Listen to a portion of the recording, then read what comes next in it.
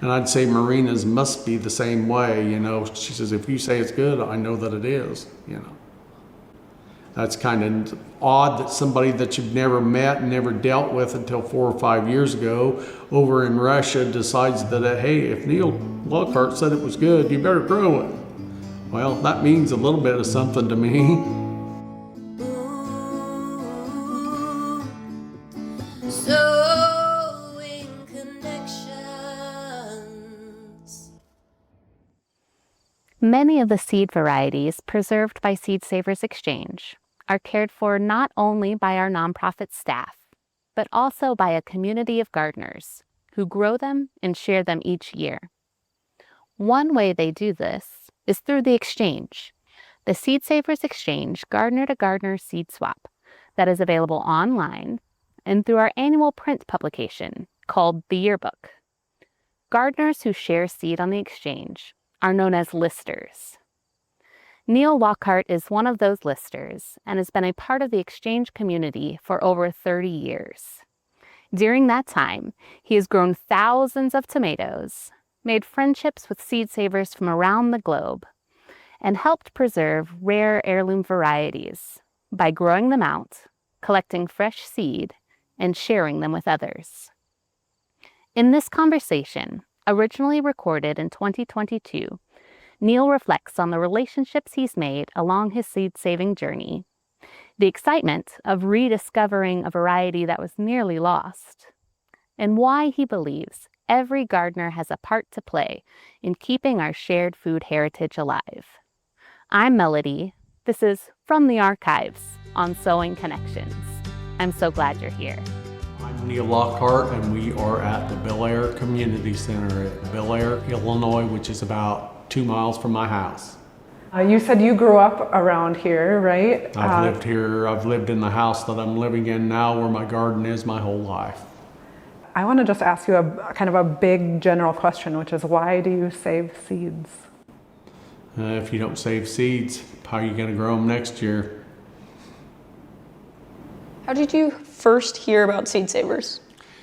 Actually, the first time I knew anything about the Seed Savers, I don't know what publication that I had, but they had like a little square inch ad in something, but I did not join in that point in time. I did not join until probably 1992, and then that first year I was just a member, but the next year I became a listed member. But I had been saving seeds probably, I don't know, maybe for 10 years before that. From both sides of my family, but my grandparents was all gardeners and my parents were gardeners too. So I'd say I've got some of the gardening blood running through my veins probably. For people who don't already know, can you describe what it means to be a listed member? Well, that means that you have saved a lot of seeds, and it can be any kind of fruit or vegetable or flower or whatever, and you offer them through the Seed Savers Exchange in their yearbook, and you offer your seeds in there and you exchange seeds, trade seeds with people all over the world. I don't know, and as time goes on, you just keep making more contacts with people, and pretty soon you don't have to look for new tomatoes and stuff. They just start coming to you. You make friends out there along the way, and they keep you in new tomato varieties, new heirloom varieties to try. And well, the most influential person that would come to my mind is Carolyn Mayle. She was a member of the Seed Savers Exchange and very close friend of mine for many years. There's a lot of tomatoes in my garden this year that I planted just specifically, not just because they're good, but because they're Carolyn Mayle tomatoes. In the last, even though Carolyn wasn't very active in the Seed Savers Exchange because of her health issues that she was plagued with for so many years, there were still half a dozen of us that basically I talked her in to still collect seeds and give them to us. We'll grow the seeds and you can still be a part of this even though you're not an active member and don't have to do a lot of work. If you collect these seeds from your tomato seeds from the contacts that you've made over the years, and then give it to us, you're still a big contributor, And I probably have 15 or 20 varieties from Carolyn Mail that there ain't nobody else other than the source and me that probably have, And I feel it's very important to get them out there, for other people to try, because I can give you a little story on a tomato. Many years ago, I got a tomato off of Carolyn with the simple name of Wes.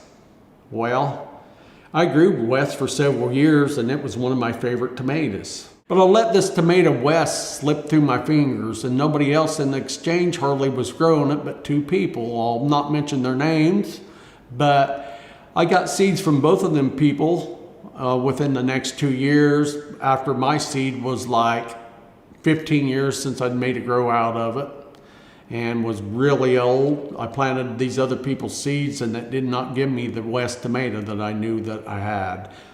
Well, finally this next year, there was a lady in the Seed Savers that acquired a seed collection, we'll say, and she offered the variety West, but it was from this other man's old seed collection. Well, she sent me my 25 West seeds in the mail, and I planted half of them to begin with. I had finally, after 3 weeks, 1 seedling came up. So I took the other half and I made sure I did a really nice job and planted the other 3. That one plant was the only West that I got to come up. When he was on the growing table with the other tomatoes, I put him in the center, so, and something might happen to one out on the edge, but I protected him in the middle. Of course, I was nervous all year about that tomato. As soon as I set him out in the garden, I immediately put a tomato cage over him so a bird or something would not peck him. Anyway, I'm watching that tomato develop, and there was one that set really, really early on the plant, and was hanging out of the cage over the side. Well, it got so big that on my cages they're 4x4 squares, and that tomato got so it was squishing in between the wires, so I had to spread the wires to make him bigger. Anyway, I'm watching to see if he's going to be seeing if the West tomato is going to be the correct color first. I already knew it was the correct shape because you could see the heart, shape come on early, but finally it started coloring up, and I'd go out there every day to see how much more it turned. I checked on that tomato daily, and finally the day that I picked him, I thought he needs 1 more day on the vine to be perfectly ripe, but not that that's going to hurt me for seed saving purposes, but he needs 1 more day on the vine to be perfectly ripe. Well, there was forecasting a heavy rain the next day, so I waited until dark the evening before to pick him, and then I let him sit on the counter in the house for a day before I sliced it. And like I say, it was the best tomato, not just because I nurtured it, it was the best tomato that I ate last year. I had originally got it off of Carolyn Mail, and I believe she got it off of, this is from memory, but I believe she got it off of a lady many years ago that was in the Seed Savers Exchange, or not. That was Rosella Richardson, I believe. That could be not right, but I believe that's correct. But I searched far and wide to get that tomato back, and it was just about lost. It ain't no more. There's 3 out in my garden, and I have not only seeds off of that 1.5-pounder, I have the rest of the plant. I collected several hundred seeds off of it, so I'm confident that it will survive for now. If I could get other people to grow it out. How did you get started growing tomatoes?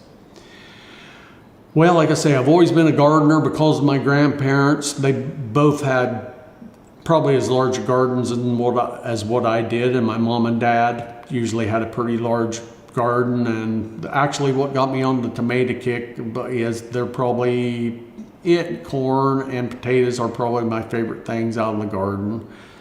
And one year I just started, I decided I would see how many different varieties I could come up with. So I went to all the greenhouses within about 50 miles of here in a radius and seen how many varieties I could come up with. And I came up with 20-some varieties, and that kind of started me in.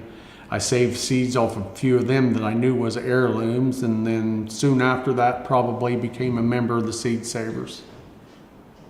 But I was already doing my own seed savers before I had started in with the Seed Savers Exchange. Do you remember what was the first tomato that you grew? Yes, I do. Brandywine. I can tell you a little story on that. Some of the first seeds that I saved was out of the Brandywine tomato, and I put them in nothing but a paper envelope, you know, like you would use at Seed Savers Exchange. Stored them in the dark inside a plastic jar, inside a drawer in my bedroom. 26 years later, just by chance, I happened to pull that pack of seeds out that was 26 years old. And even though I already had Brandywine planted for that year, I pulled them other Brandywine seeds out. I just wanted to see if I could get anything to germinate. Now, let me tell you, I probably planted 200 seeds, and it probably took them a month to germinate, but I got 3 seeds to come up out of 26-year-old seed. Is there tricks to getting old seed to come up? There is, but I'm not going to tell you all of them. There's more than one method. Each person uses their own methods. There's many methods, but if a seed has got any germination in it or whatever, if it's a tomato seed, I will get it to come up. I mean, if you give me a decent sample of seeds, I've been sent seeds by Carolyn Mail and other people. They said we don't think there's no germination left in them. There is. Do you have advice for anyone who's dealing with old tomato seeds? Well, my first thing it would be telling them that if you're really wanting to preserve them and keep them for a long time, get them in the freezer. Make sure they're airtight and put them in the freezer. They'll keep forever. You're not losing no germination while you're in the freezer as long as they're airtight. Now, just keeping them at room temperature, I feel confident. I can show you my pots on some of the old seeds that I planted and what year I said the saved seeds were from. You know, I can show you, like, for instance, I know I planted 4 or 5 varieties from '09 that germinated just fine for me. Did I sow more seeds than you normally would? Yes, but that's what seed preservation is about.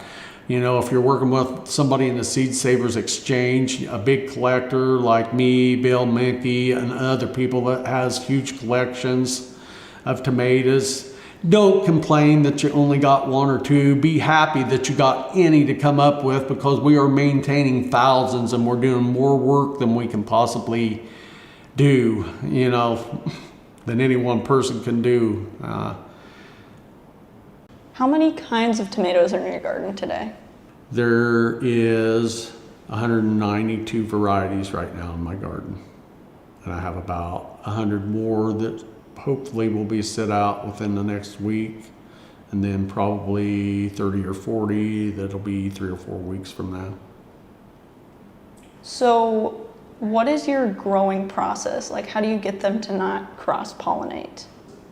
For one thing, a tomato's got a perfect blossom. It doesn't need anything to pollinate it. It will pollinate itself.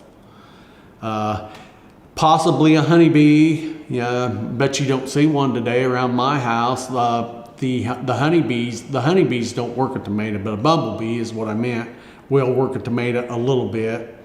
If you maintain 4, 5, or 6 foot, most of the time you're not going to get a cross-pollination. I'm not telling you that I never had a tomato cross-pollinate, but it's rare.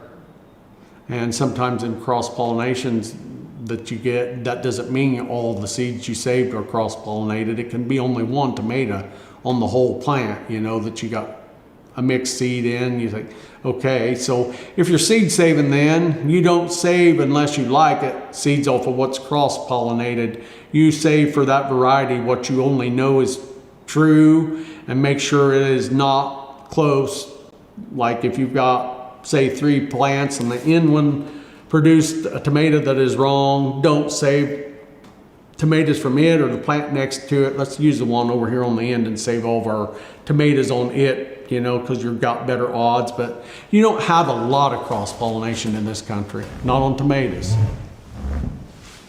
Do you have any more varieties that have interesting stories?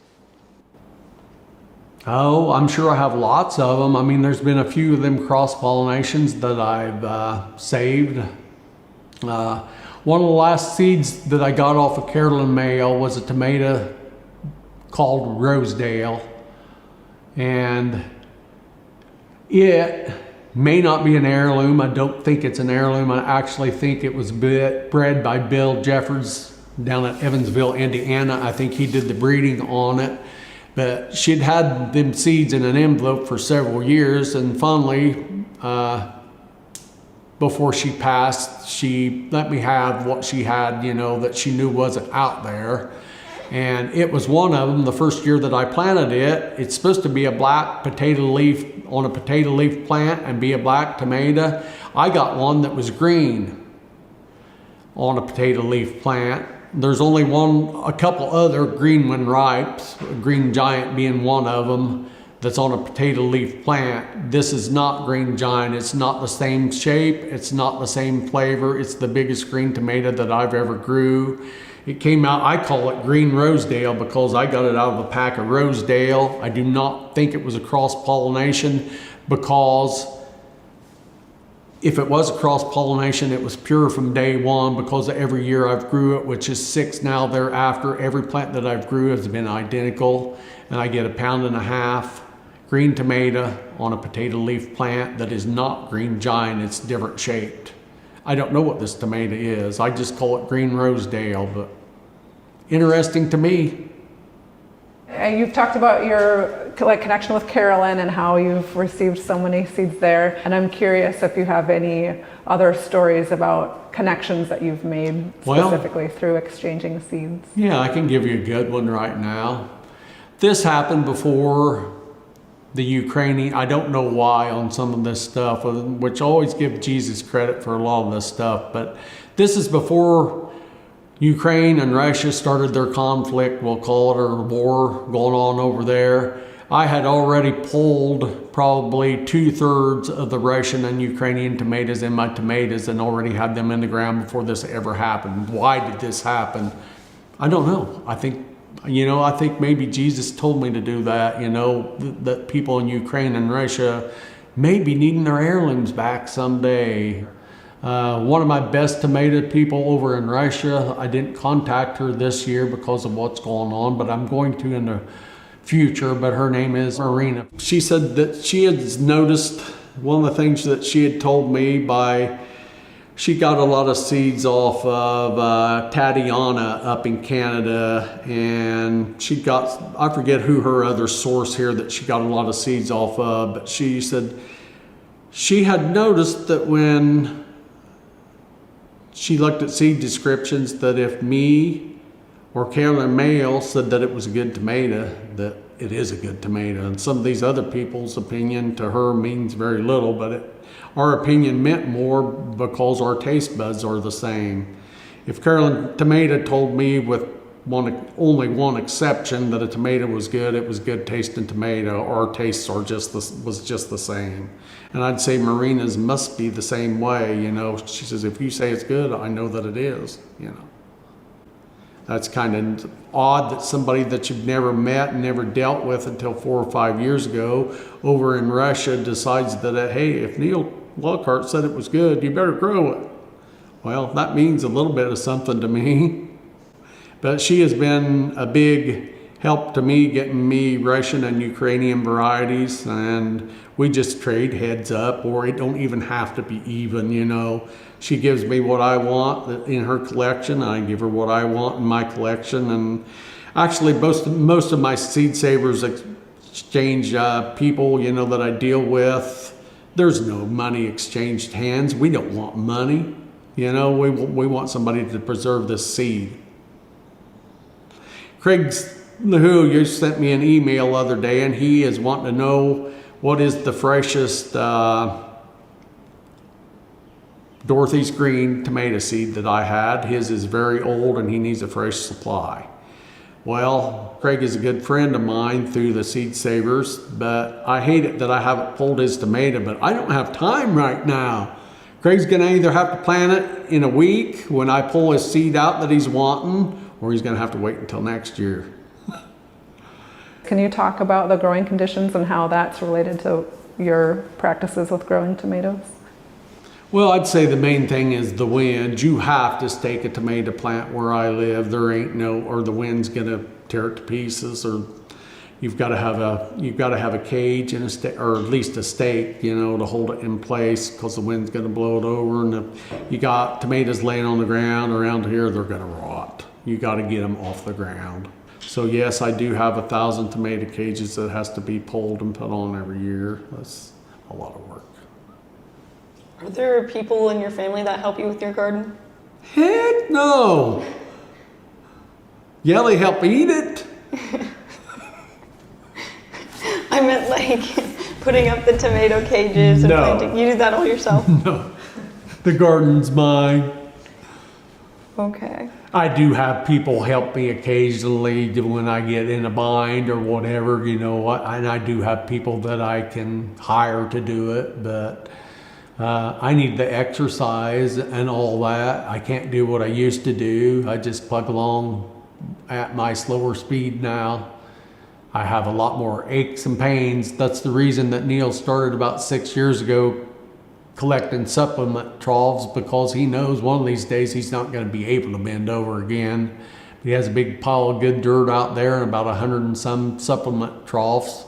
Hey, it's a lot easier to garden if you don't have to bend over or bend over very far, or you can sit on a chair right there and tend your tomato plant instead of having to bend over all the way to the ground. What is your favorite dish made with tomatoes? Tomato pie. My sister makes the best ones in the world. Tomatoes and your choice of different cheeses in it, probably some milk and eggs, and you bake it in the oven and bring it out and you eat it until you get sick. Then you go eat some more. They use mayonnaise in it sometimes Miracle Whip on the inside. If you get on the internet, you'll find all kinds of recipes. You just keep going on them until you hit on one that you like. And I think about anybody that likes tomatoes and cheese and eggs would like a tomato pie. I mean, you can make it your whole meal. Do you have anything else that you like to grow with your tomatoes? You mean just stuff that I like to grow in the garden? Yeah. I like to grow a little bit of everything, you know, green beans, corn, potatoes, squash, okra. I like it all. There's nothing from the garden that isn't good, you know. In the past, I've grew out over 100 varieties of garlic at one time. At one time, I had over 1,200 kinds of irises, heirloom irises. At one time, I had 30-some heirloom rose bushes. I still have over 100 kinds of heirloom apple trees out in an orchard that is very overrun and it needs attention, let's just say it like that. All that stuff, I'm obsessive compulsive when I start stuff like that, and I wouldn't want to be any other way. I mean, I've had doctors tell me I'm obsessive compulsive. That's the only way I know how to live. I mean, whatever I do, I get into, you know, all the way. I mean, who else wants to beat themselves for weeks out in the garden in the hot sun, you know? Nobody needs 1,000 tomato plants each year, you know? It is a passion, but I'm passionate about everything I do. I go all in. That's the only thing I know, and that's what keeps me ticking. Do you have any advice for anyone who wants to start seed saving or start a tomato collection like you have? Well, the first thing they need to do probably is join the Seed Savers Exchange and then don't be scared to save seeds. So what if you got a cross? You know, you probably didn't, but you know, isolate it by a few feet or whatever on a tomato, you're probably not going to get a cross. If you're growing other things, a lot of them's not bad about crossing either, you know. Don't be afraid to list seeds. It's worth it. You're going to make a lot of friends and contacts and have a lot of fun that you couldn't have if you don't join the Seed Savers Exchange. Neil Lockhart reminds us that saving seeds is not only about preserving the past. It's also about building relationships to help ensure that these varieties continue into the future. Every exchange of seed forms another connection, between gardeners, across generations, and sometimes across continents. Together, these individual acts of stewardship help ensure that unique varieties are available to the people who grow them next. If you want to learn more about Seed Savers Exchange, explore the yearbook, or discover ways that you can be involved in preserving our shared food heritage, visit us at seedsavers.org. Thank you for joining us for this episode of Sowing Connections. Subscribe so you don't miss our next featured episode with longtime farmer and community organizer Elizabeth Henderson. It'll be in 2 weeks. We'll see you soon.